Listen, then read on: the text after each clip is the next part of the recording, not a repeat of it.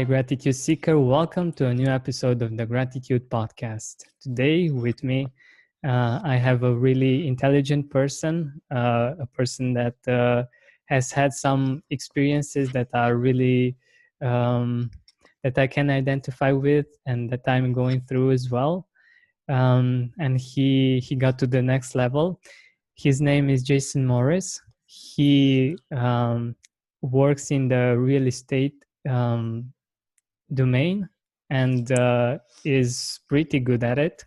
He's also a leader in the field. He has a really big group of people that he's sharing his wisdom with.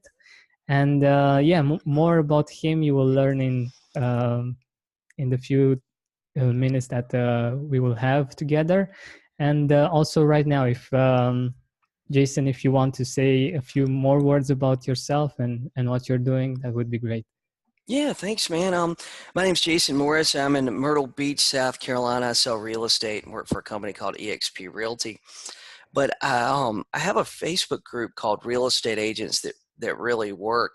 Where basically I train agents all over the train and coach agents all over the country. I've got 2 best-selling books on Amazon.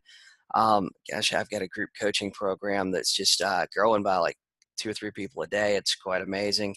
And man, I have a lot to be grateful for. That's amazing. I know that you're also a new parent right now, right?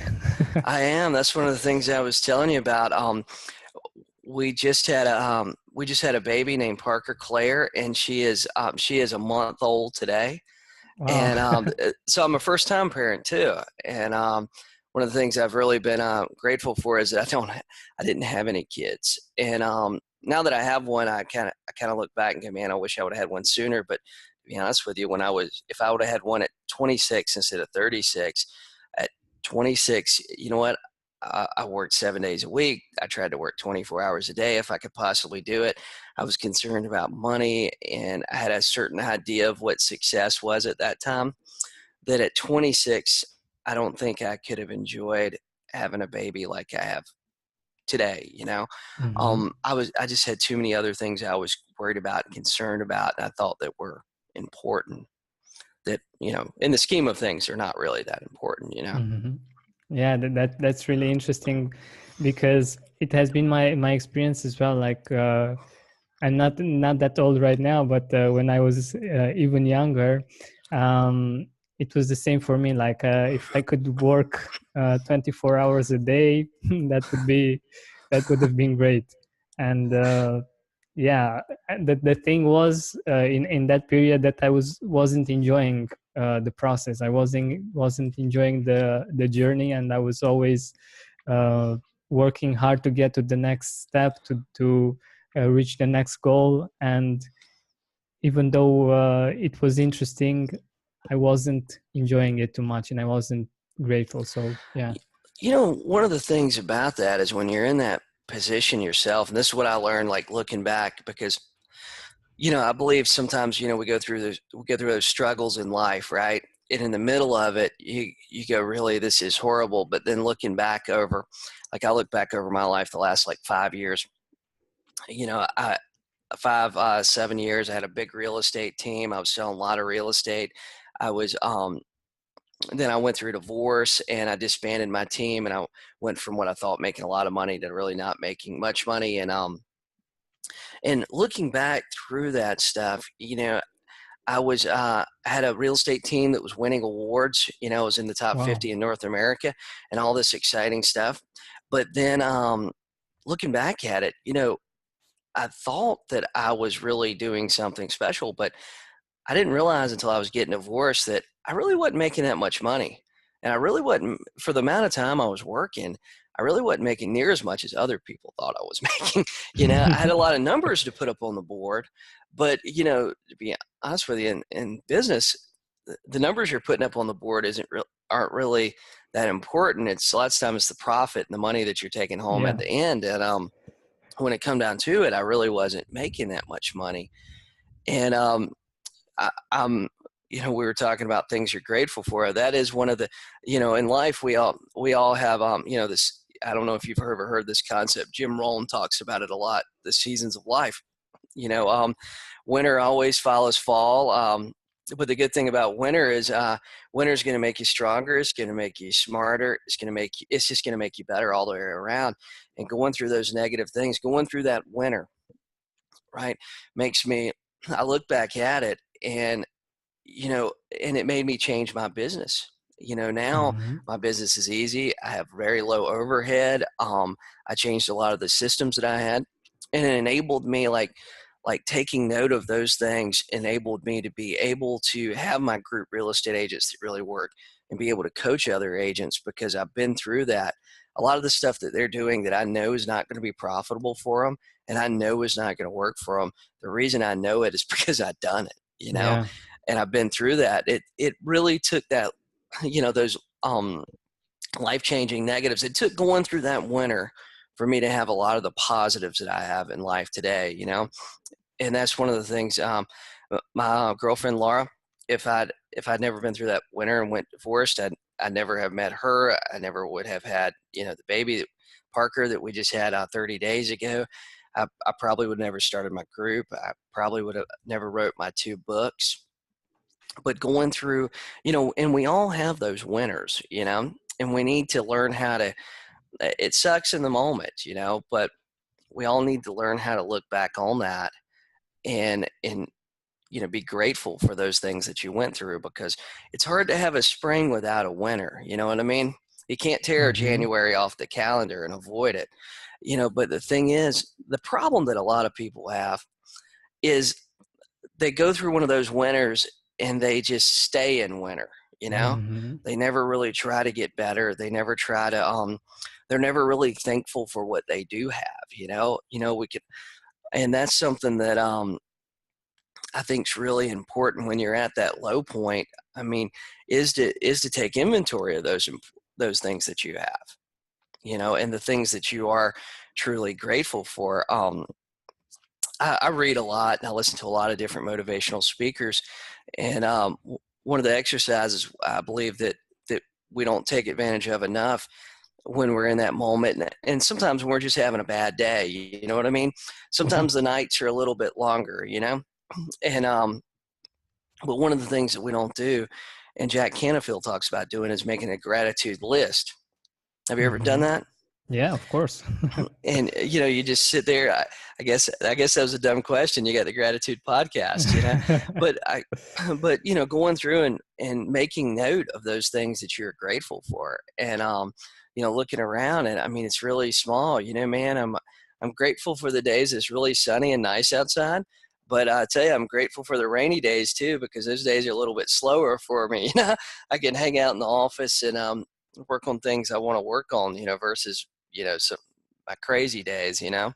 Yeah, totally. And um, what came to mind when you were saying about winter and summer and spring, the thing is that sometimes we're so caught up in winter that even though it's spring outside, we can't see it because we are so caught up in the past, in the winter, in the time that when it was hard, when things didn't go too well. And I think this is a really great analogy that you used. Yeah, I agree with that. There's agents that I meet that especially some of the older agents I meet, that they went through the hard time, which the hard time for us in the industry was 2008, 2009, Yeah. 2010. I mean, in the United States here, the real estate market fell apart and the world basically crashed down. Um, Mm-hmm. in my market, you couldn't keep up with real estate prices. You'd list a house for 150,000 a day, and it would be the cheapest one in the neighborhood. And 30 days from now, you're calling the seller back and going, "Hey, Mr. Seller, I'm sorry. Your next door neighbor's house got listed for 110. It's a foreclosure. Even if we get an offer for 150, it's not going to appraise. I'm sorry. What do you want to do?" Whew. And there's a lot of agents that, man, even though that was 2 or 3 years, and to be honest with you, looking back, that was my favorite times in the real estate business. We had less agents. The agents that you dealt with were more experienced. The business was just, completely different then. Than it is today. Where today we have a lot of new agents coming back into the business, which I'm happy that's happened. I'm happy for their careers and all that stuff. But at the same time, the it gets frustrating when you have that first transact. You're the agent on the other side of that first transaction, and you have to help them fill in the blanks on the contract. That but there's a lot of agents that, man, they had a rough time in 2008, 2009, and they're still living it in 2017. They can't Yeah. let go of, maybe their house got foreclosed on. Maybe they had you know, you know, one of the craziest stories I think that I remember from that time period was I was I was sitting in the car in a bank parking lot with this guy I was friends with at the time, and we see a tow truck pull up, and it had a black Porsche on the back of it. And the guy goes, "Man, I got a Porsche just like that." I was like, "No kidding." And I'd never seen it. I'd never been to the guy's house. We were work friends. Yeah. And I was like, "No kidding." I said, "Man, that's a nice looking car." He gets out, he goes and talks to the tow truck driver, and the guy's like, "Yeah, we just repoed the car," and he tells him all this stuff, and the guy's like, "Yeah, I got one just like that."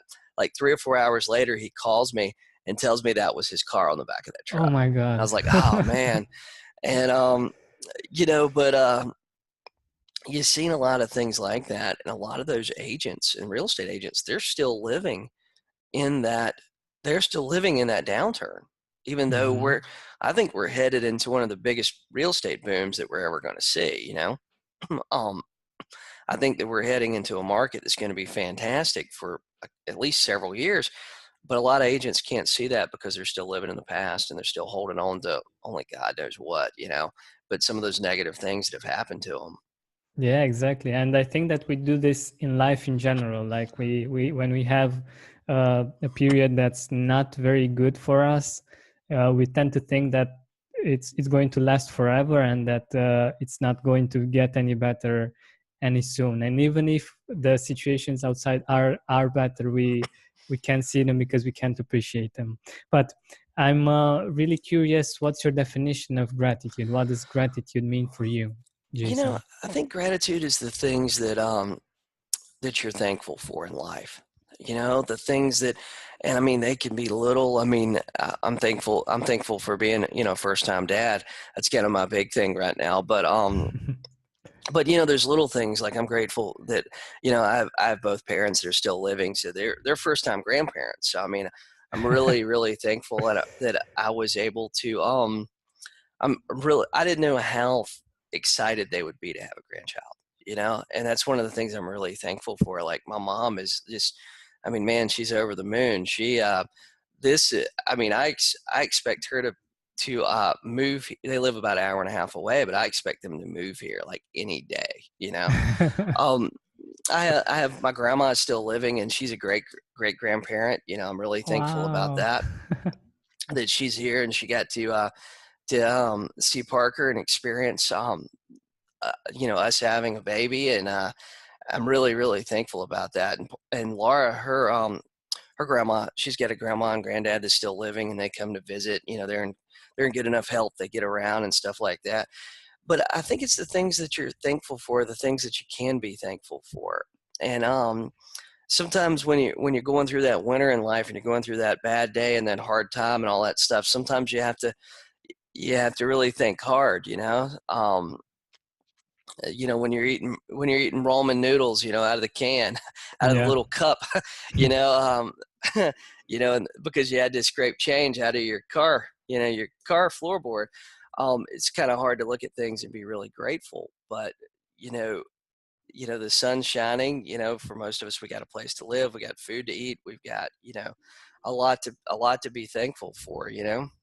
Yeah, but I'm really curious, what do you do when it's hard to be grateful? Like when things are going the other way?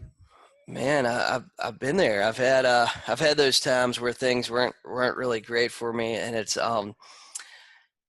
difficult. I like to listen to motivational people, and I try to, like, when I'm having a bad day, listen to something that's like, I like a lot of the older guys like Zig Ziglar and Jim Rohn, and I'm a big Tony Robbins fan. Hmm. But when things aren't going so well, sometimes you have to look back. You have to look back at your goals. You have to do that gratitude list exercise, and you know, and you just kind of have to work through. And Jim Rohn has a quote: "Don't wish things were better, wish you were better." I believe is how it goes. Hmm. And and that's something in the real estate business. When we've had those bad times, sometimes you have to look at what your game plan is and what your business plan is, and sometimes you have to adjust. And that's one of the things that I've been really good at adjusting as I've needed to. But you just have to be thankful for what you have. Yeah, totally, totally. And by the way, you mentioned the quote. Do you have a favorite quote on gratitude? You know, I've got one. I've actually got a bunch of them, but I got two here from Tony Robbins that I made some notes about. Without gratitude and appreciation for what you already have, you'll never know fulfillment. And then when you're grateful, fear disappears and abundance appears. And I Wonderful. really believe that when you are grateful for the things you have in life and you put that positive energy out there and you give, right? Um, you give, you're going to receive back. You might not receive like today, but one of the things when I was building real estate agents that really work, I was doing a lot of YouTube videos and I had people telling me, "Oh, you need to charge for the stuff you're doing. You need to charge for the stuff you're doing." But for me, one of the things I was getting was I was trying to do a video a day, which is a grueling pace. Yeah. It's to work it in with all your work schedule and all that stuff. It's tough to do it. It's tough to do a 30-minute video a day, right? Wow. And I was trying to do that. I was trying to keep up with that pace. And I was like getting up at 6 o'clock in the morning, doing it at 6 o'clock in the morning. That way I could post it on YouTube because YouTube had not given me the little scheduling feature. So, Hmm. but either way, man, it's tough. And it was tough some Saturdays I would record like 3 or 4. Yeah. But what I was, what I was seeing was the more content I was putting out there, the more motivated I was to keep going in the real estate business. Because when I first started Real Estate Agents That Really Work, um, I was participating in a lot of Facebook groups. I'd been on some podcasts, and I really thought it was kind of cool, and it was kind of keeping me motivated, right? Because I was really burnt out on the real estate industry. Hmm. After 10, 12 years in the business, you get to where you're going, oh man, I got to deal with the same, stupid people with the same stupid, stupid requests and the same stupid things. And, sometimes it's tough to go through the process again. Yeah. The hardest thing about having like an amazing year in the real estate business is going and wanting to do it again next year. That's the hardest thing. Um, but I was really burnt out on the business. And when I started really participating in that, helping new agents, then I started getting that little bit of feedback from them where like, hey man, I done what you said. I went out and listed a house, or I done what you said, and this happened. What I was getting in return was it was keeping me motivated. It was keeping me going, basically. And then when I started, I hit a certain point where not only was I getting that feedback back from me that I was really helping people and it was really working for them, I started getting referrals from all over the country, right? Mm. So so in referrals, these are like, they are literally lay down transactions. They're people that are more than likely going to work with you because you guys have a friend or family member or somebody in common. And I mean, Yeah. they're literally just show up and sign paperwork typically. So I started getting referrals from agents, and which was really cool. And then and all that stuff's grown, and it's grown into books and coaching and a lot of stuff. The coaching actually happened because I was steady putting content out there in the world. And then I started just attracting people that were calling me going, "Hey Jason, will you coach me? Will you do this? Will you do that?" And I work for EXP, which is a company that has some incentives for going out and recruiting agents and recruiting a team. So one of the things that started happening was I wasn't going out there and having to like try to like I'd hear about agents in my company, working to recruit people. Um, for me, it's the other way around. I've given so much, and there's so much out there in the world that's, Jason Morris has given for free, and I continue to do that. Agents just keep coming to me. Hmm. So my recruiting is, I'm truly, it's truly a testament of the secret. You know what I mean? Yeah. And what you put out there in the universe is going to come back to you. It's gosh, there's the whole thing, reaping and sowing, or sowing and reaping. Yeah. Um, the reap you have to sow, and basically I've just put out massive amounts of content until for free, and it's quality stuff. It's stuff like other people were charging money for. You could technically, you go through my YouTube videos and build your career around the free information that I've been giving away. And it's Amazing. yeah, it's Amazing. one of the really cool things I feel like I've done. Yeah, that's really cool. Like the fact that you got to create this content helped you appreciate what you already know, um, helped you uh, get the word out there. Yeah, I think this is really cool. Yeah. Um, And I'll tell you this, man, when you start going and you start really focusing on your field that you're in, right? You start creating content like that and getting a little bit of feedback. One of the crazy things is you realize how much you do know. yeah. Like um, some of the stuff, like I've realized over the last couple of years doing this, is that my knowledge of the industry was vast. It was really significant. Where before I started doing that, I was just another agent. I'd done a lot of business, but I didn't really feel like I didn't really feel like an authority, in the industry.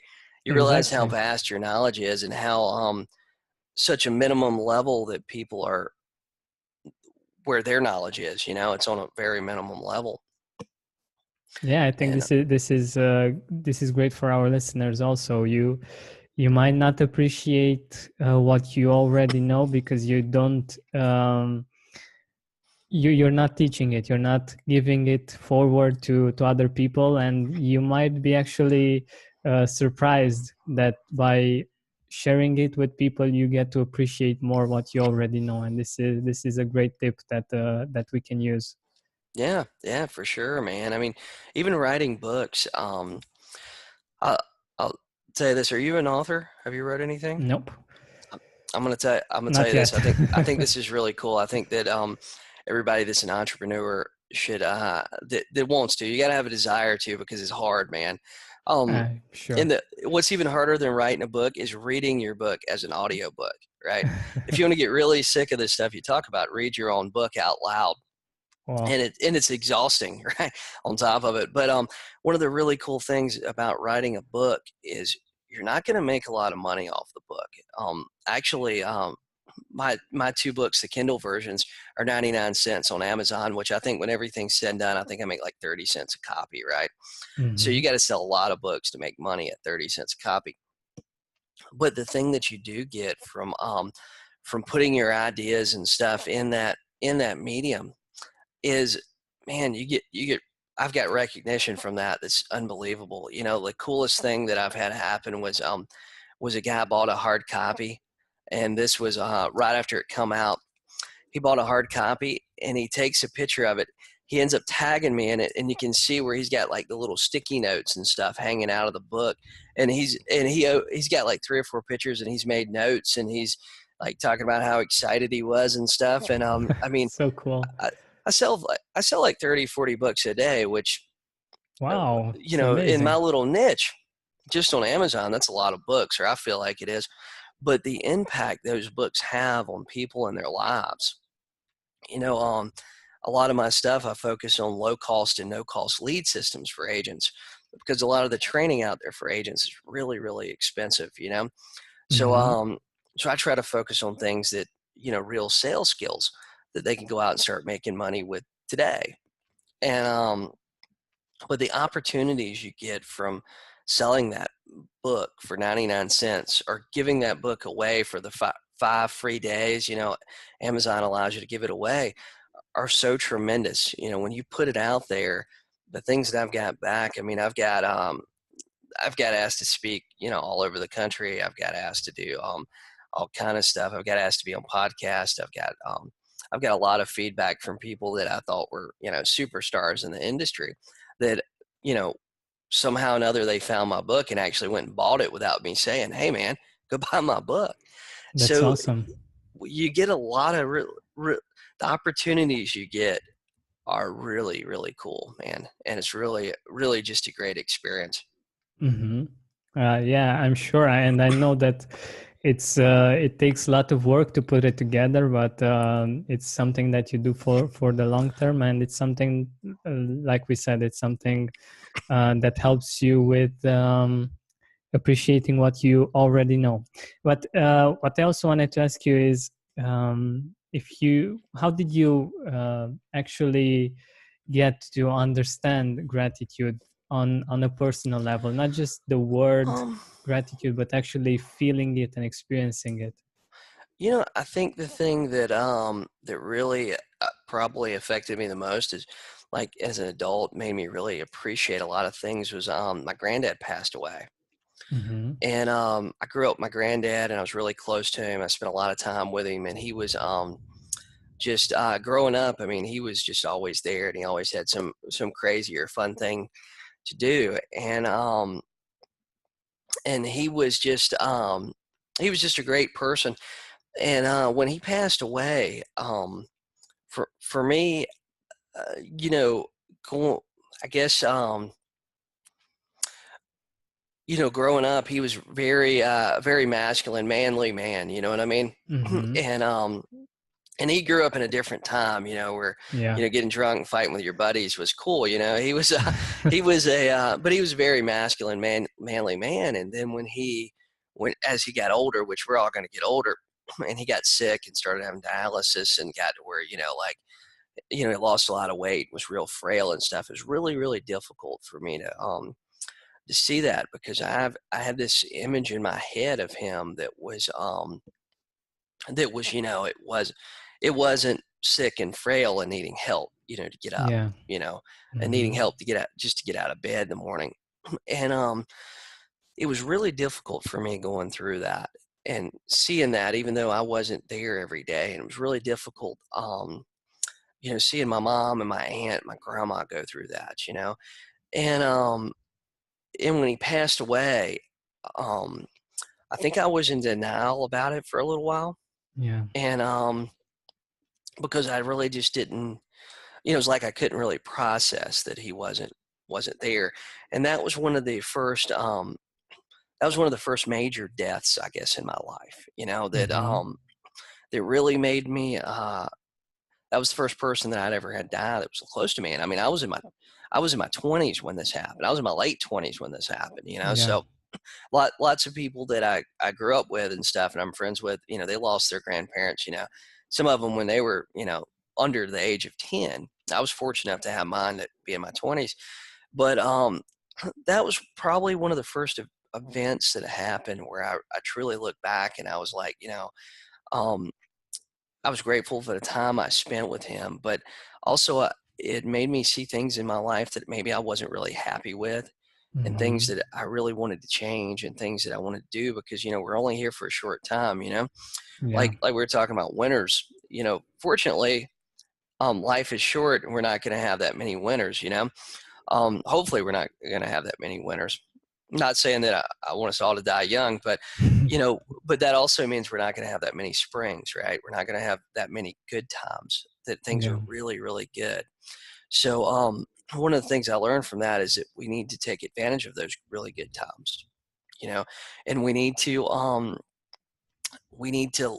look for the opportunities. But I lost him, and then I lost my grandparents on my dad's side. I ended up losing them within the next couple of years. My granddad there was my granddad was a preacher for my entire life. He was a Southern Baptist preacher, Mm. and he was one of the more positive preachers. I don't want to say he was like a Joel Osteen, because that's uh, some people don't really like Joel that much, but I like Joel. Is he's real positive. He's always got a great positive message.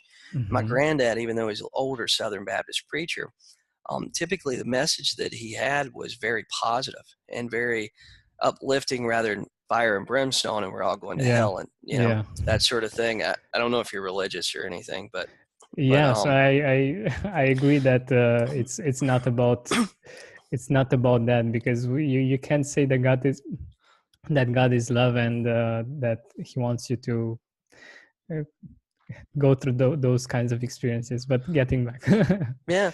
So, but having my granddad pass away made me really thankful for times I had. Then I lost my grandma and my granddad fairly soon after that.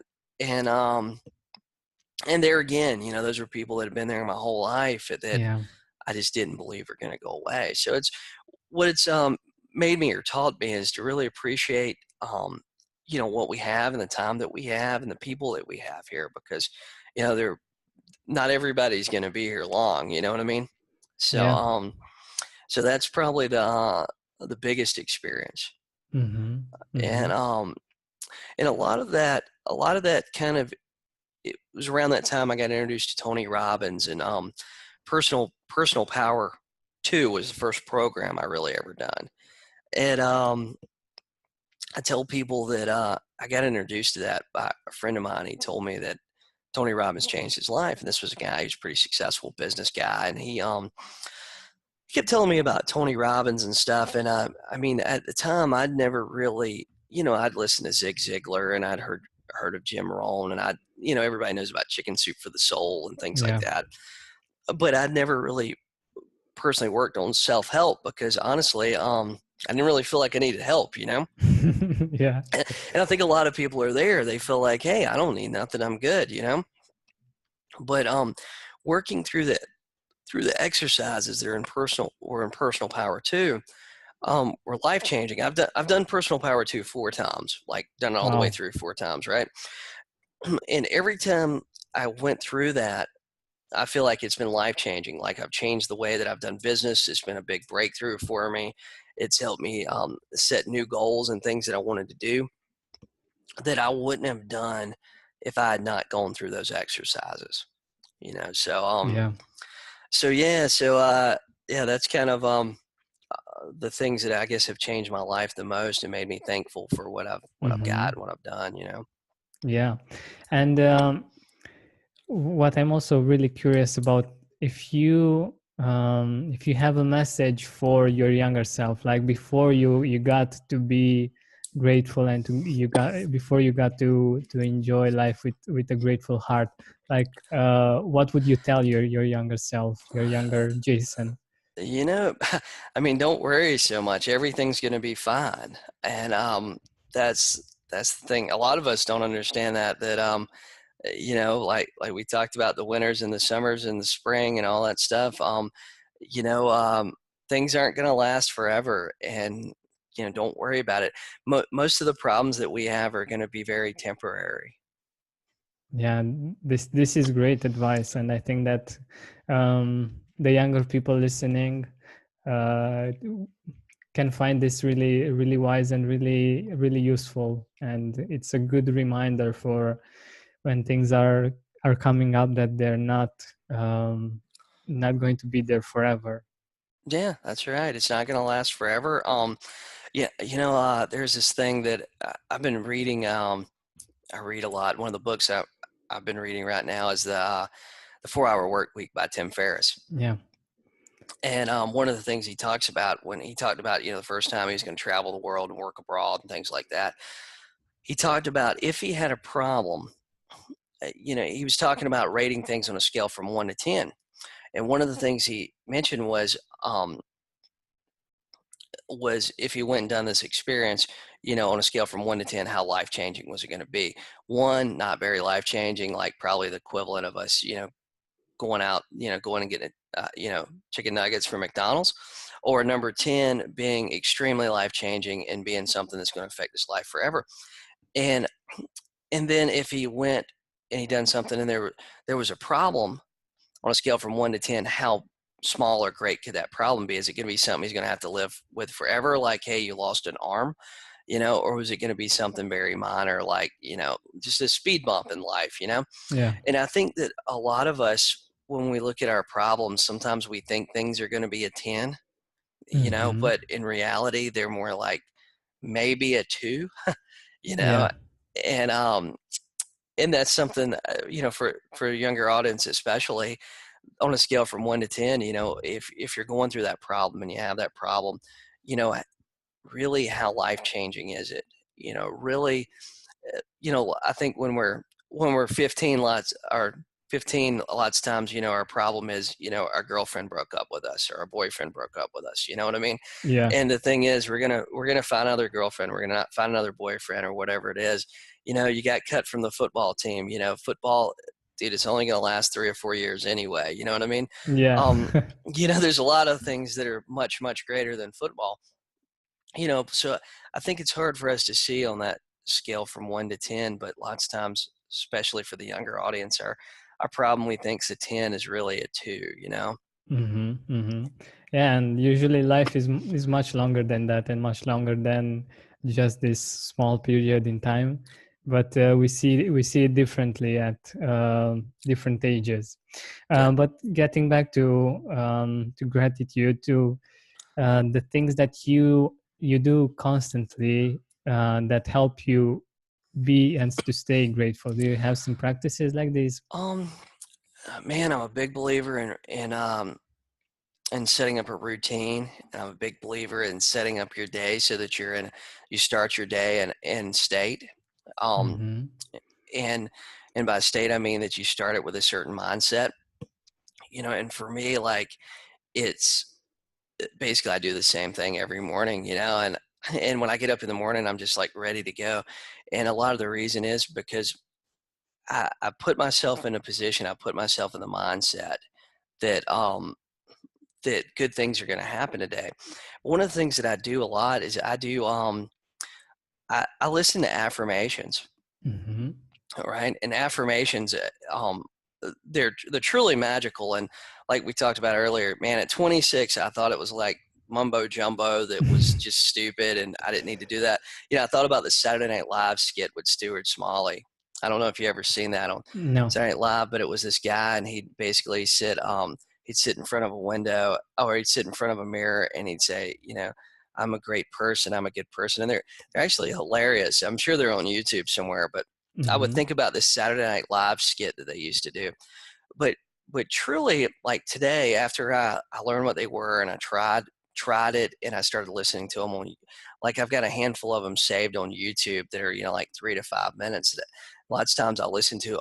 I've got one I like to listen to on the way to the office. It's about abundance. Mm-hmm. And when you start doing these affirmations, it activates your RAS. Yeah.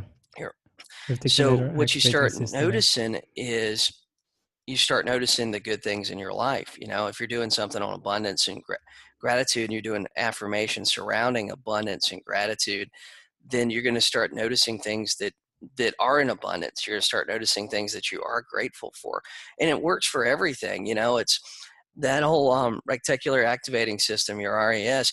It's the thing in your mind. For you guys listening that don't know, it's where, like, say you go out here and you go and you test drive a red Mercedes, and you absolutely love that red Mercedes, but maybe you don't have the money to buy it. Before you test drove it, you felt like you never seen this car ever, that you felt like it was unique and special.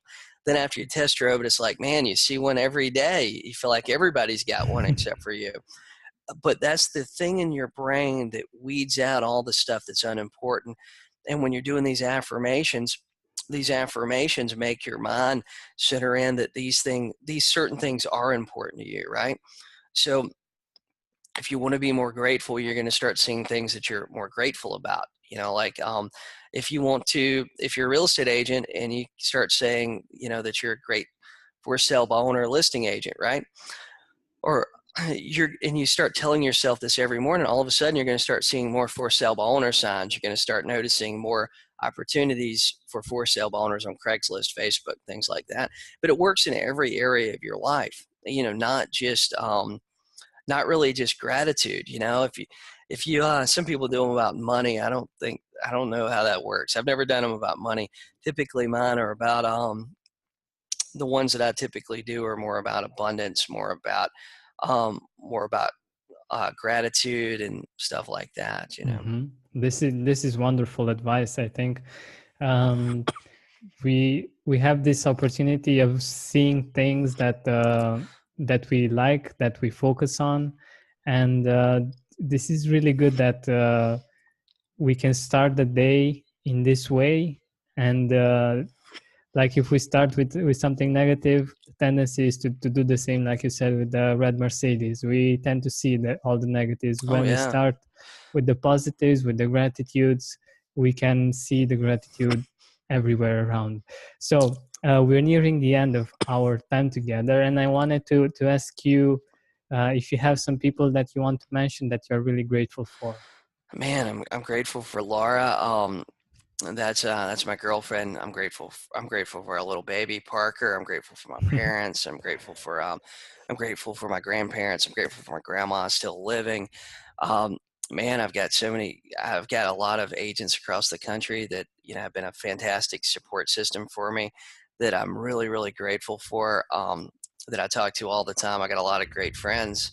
I'm really grateful for, and sometimes like I forget that I truly have a lot of friends, and I think we all forget that. But man, I mean, there's so many that I could just keep listing. I Yeah, could sure. keep going on and listing. I'm grateful for a lot of the authors out there that have read books that have really impacted my life. Man, I'm grateful for you letting me be on this podcast this morning. Sure. Yeah, this has been great. Awesome. So, where can people find you? Where can our audience see your work? Man, my books are on Amazon. If you go to jasonmorrisgroup.com, there's a lot of stuff on there. I've got a YouTube channel, this Jason Morris Group.